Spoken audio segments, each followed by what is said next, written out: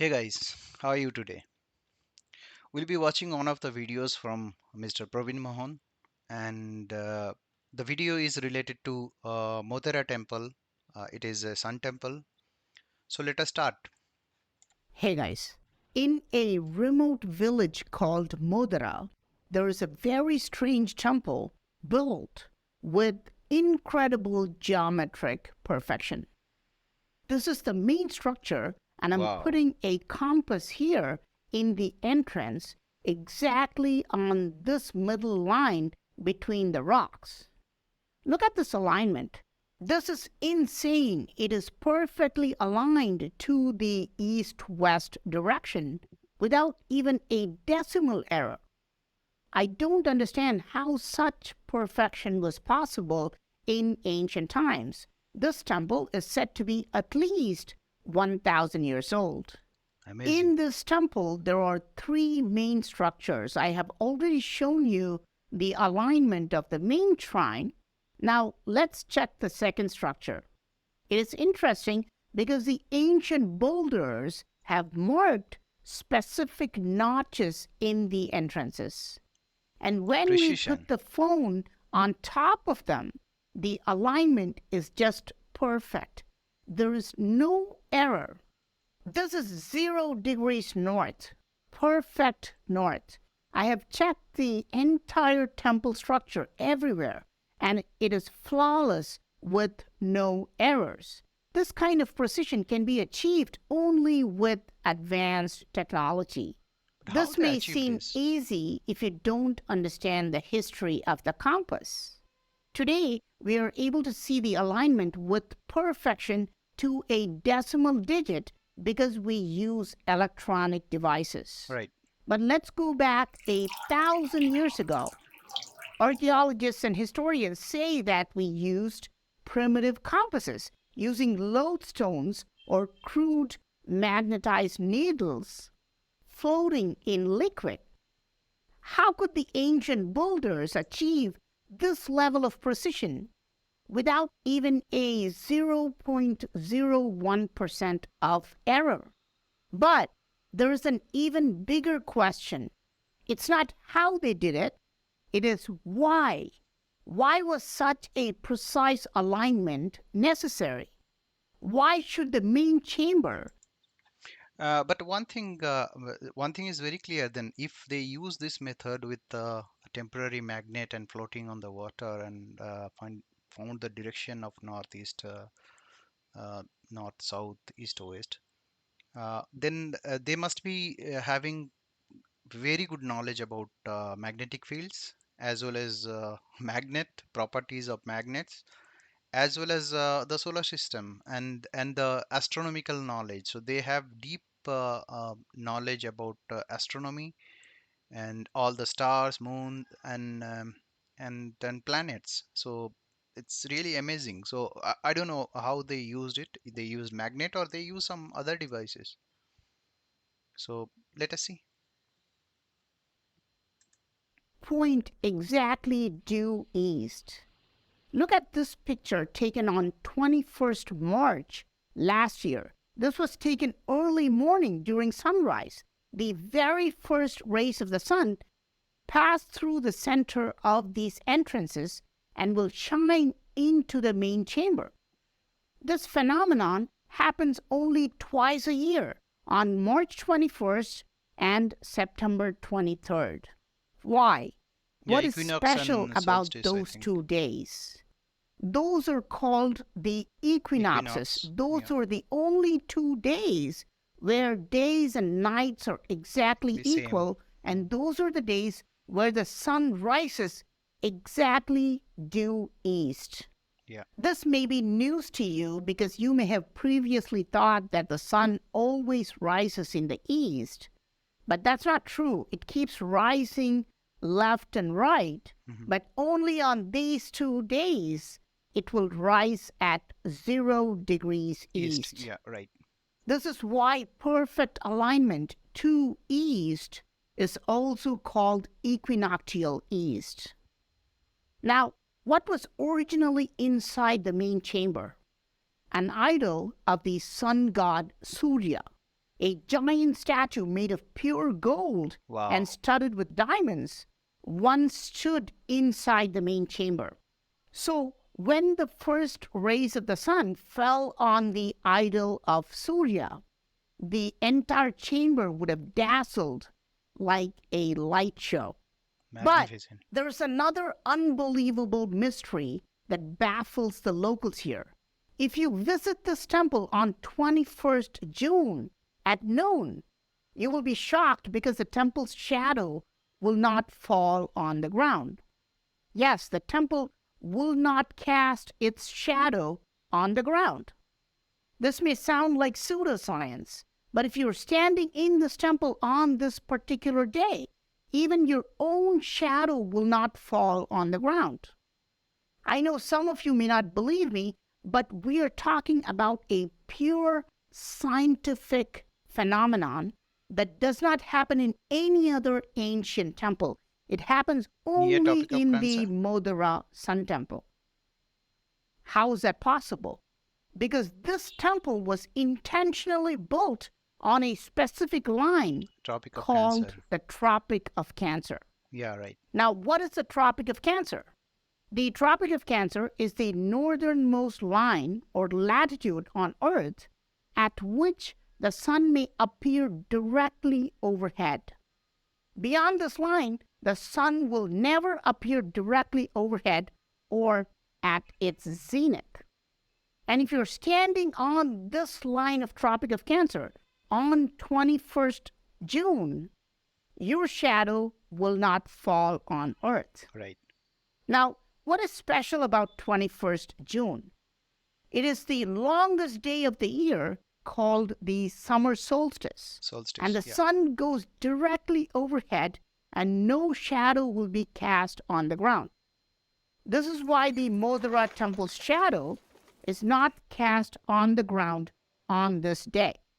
I hope you're understanding the marvel behind this ancient architecture, Yeah. okay? Yeah. The builders have covered both the important solar events, the equinox and the solstice, Solstice. Yeah. completely opposite events, but both of them are calculated and celebrated in this temple. And you may be surprised that ancient builders marked the Tropic of Cancer accurately and took pleasure in observing that the temple's shadow did not fall on the ground here. But believe it or not, we modern people do the same. All over the world, there are markers and plaques marking the Tropic of Cancer. You can see this signboard, and right next to it, you can see these two lines. In between them is the exact line of Tropic of Cancer. If you come here and stand between these two lines on 21st June at noontime, there will be no shadow. Now, But let it me moves show you what every year ancient by builders 15 did meters, in I the think. Modhera temple. This is the outer wall of the main chamber. See these two notches? In between these two notches is the exact line of the Tropic of Cancer. And ancient Hindus have marked it, just like how we mark the line today. Hmm. Very Why nice. was such precision necessary?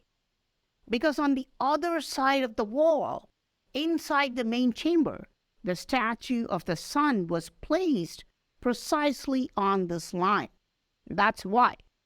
Today, we can do all sorts of precision work with electronic devices. But it's just baffling how ancient builders accurately calculated all these astronomical details. In fact, if we calculate when the Tropic of Cancer accurately fell on the temple's latitude, we can find out the exact year of the temple's construction. And it may be much older than archaeological estimates. Now, what is the purpose of the Modhera Sun Temple? Why was it built? Maybe you'll say, Praveen, why are you asking such a weird question? Why are temples, churches, or mosques built? For worshiping God, obviously. This is true today. But ancient Indian temples were also built for scientific reasons. Think about these markers of Tropic of Cancer around the world. Are they religious markers? No. Why are they placed? Why are we marking the Tropic of Cancer around the world? There is a scientific reason behind these markers. Hmm. Is it possible that the Modhera temple was also built as a marker for a scientific reason? Possible. Why else would they place the temple exactly on the Tropic of Cancer and dedicate it to the sun itself? There's a big mystery waiting for you in the main chamber of this temple. Let me show you what's inside. Hmm. It is locked, and you have to see through this. Today, it is completely empty, but look below, you will see a giant pit. It is hard to see, and I'm trying to shine some light into this, but it's very deep. It's said to be 22 feet deep. Why is there such a large underground structure inside the main chamber? What was originally inside? At ground level, there was a giant statue of the sun god Surya, at least 7 feet tall, said to be made of gold and studded with diamonds. But if it was just a regular statue, why did they create a 22 feet pit going underground? Maybe for the According to base. some, this was not a regular statue, but it was rotating in Oh, mid-air. This with is a magnet both very sides. intriguing theory that ancient builders made a statue that was not only floating in midair, but also magically rotating in midair. But was it magic, or were they using advanced technology? Today, we can easily buy these magnetic levitation devices that Hmm. help objects rotate in midair. You can put an object like this globe between two magnets and the object starts spinning in midair.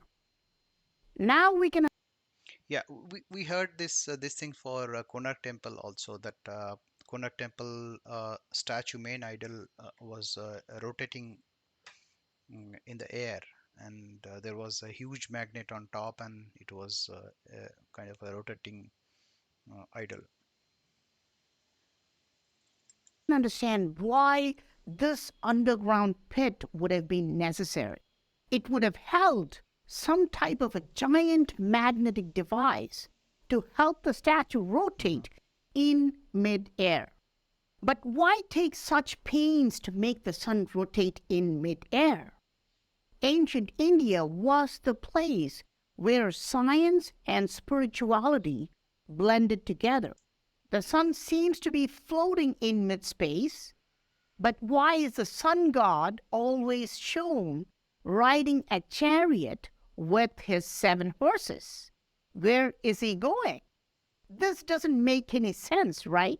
We know the earth moves around the sun, but ancient people did not know this and thought that the sun moves around the earth. That's why they put him on a chariot to show its movement, right? No, the sun is actually moving at a very, very high speed. It is moving at about In the galaxy. 500,000 miles an hour. The moon moves around the earth moves around the sun, but most people don't know that the sun also moves around the Milky Way galaxy. Galaxy. Yeah, right. But why was the sun god made to rotate, right? Does the sun rotate? The sun does rotate on its own axis. Axis. This can be observed when you look at the motion of the sunspots on its surface. Ancient builders not only observed that it rotates, they even calculated its rotation. The entire temple is full of symbols about the science of the sun. There are 28 steps in this tank symbolizing the 28 days taken by the sun to rotate itself. Wow. There are a total of 108 small shrines in this tank. And I've made an entire video about the number 108 and its connection to the sun. You can watch it on my channel. The symbolism in this temple is pure insanity. There are a total of 52 pillars in this hall, symbolizing 52 weeks of the year. There are 12 sun gods carved outside, symbolizing 12 months of the year. There are a total of 365 elephants carved to represent 365 days of the Days. year. Lord Surya is shown with two wives, Sandhya meaning light and Chaya meaning shadow. Shadow. Ancient builders painted the seven horses of the sun in seven colors of the rainbow, centuries before Newton discovered that white light was made of seven different colors. In fact, when you start thinking, you will be staggered that none of this life is possible without the sun. The plants, the animals, the seasons, the days and nights, the hours, the minute, everything depends on this one thing. We could probably live without any other god, but this sun god is absolutely essential for our survival. And I hope this temple at Modhera has taught you some valuable information about the sun. I am Praveen Mohan. Thanks a lot for watching. Don't forget to subscribe, and I'll talk to you soon. Bye. Way it is information shared by Praveenji is really superb. That everything with our day calculation, night calculation, the astronomical figures, and the duration required to rotate one rotation for a sun. It is the time it takes to uh, for year, week, everything they have clearly mentioned. That means they had extremely good knowledge or in-depth knowledge in astronomy, and everything they knew before and even I'm surprised to see that he explained that seven horses representing here is seven colors of rainbow. It's really magnificent. I didn't know that actually, so it was good learning for me as well, that seven colors are already represented in Sun Temple, and it is way before Newton's discovery. And it's really magnificent structure, as well as not only with the architecture but with the science involved within the temple. And it is explained very beautifully by Praveen Mohanji, and it's so detailed. Maybe we have to have more further detailed analysis of this temple, why they built it. Maybe it is a marker of Tropic of Cancer, but maybe something else is involved here. Maybe one thing we can do from Indian government, that they can create the idol again, whatever Pravinji explained, that if we can create one metal sun god idol and place it in the actual temple and recreate it what we had earlier, it will be simply magnificent to watch, and for the visitors in the temple. And we can visualize everything whatever Pravinji explained.